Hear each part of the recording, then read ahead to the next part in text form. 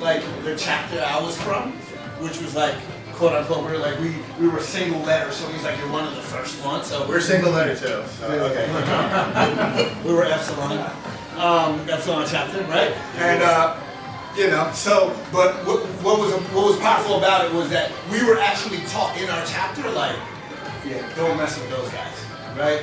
Those guys don't do work. Those guys, all they do is play around. You know, they do nothing. It's all about girls to them only, right? And they don't do things, right? So I was literally taught and bred to be like, there's no Kappa that's really about things, okay? And obviously, you can probably tell the same thing, right, from your end? Sure. And so literally, a lot of that. Yeah, a lot of that, right? So interestingly, we have like a sister sorority, and they were like, like knowing who I am, there's this Kappa you should know.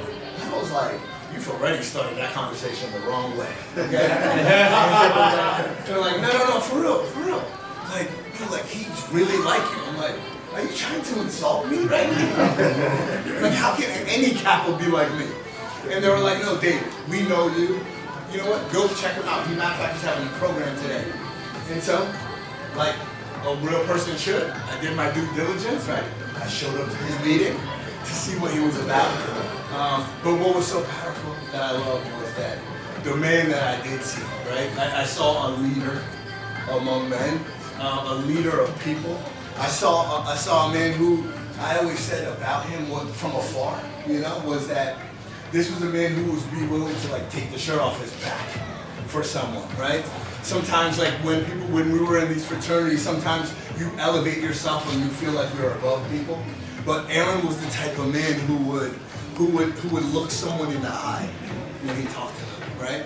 And he would make the time for anyone who ever needed him. He was a man who actually was about service, right? He actually did program. He actually cared about serving his community.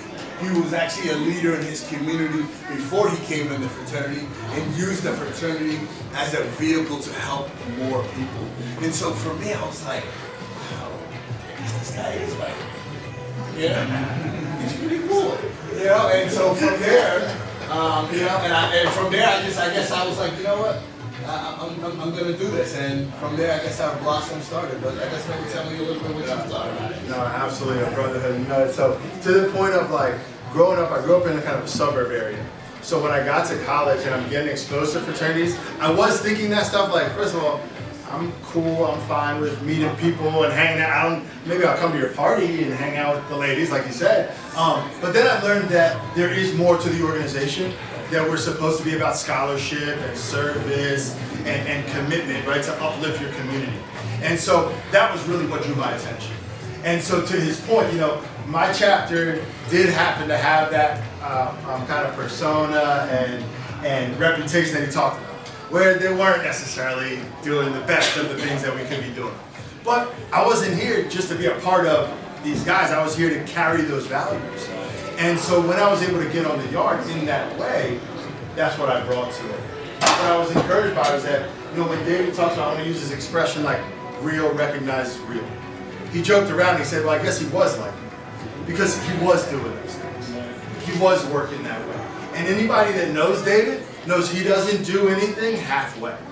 This brother is going to bring 100% every time. And not only that, but he has such a charisma about him, such a conviction in the way that he works, that being in his presence, he calls it out of you as well. He calls that best part out of you. And so it's been such a privilege and an honor to serve with him. And so, yeah, we hit it off. And it was funny because it's like breaking molds, but we tell that story because in the same way that we're working to bring boys and men together, we realize that one of the biggest problems is division.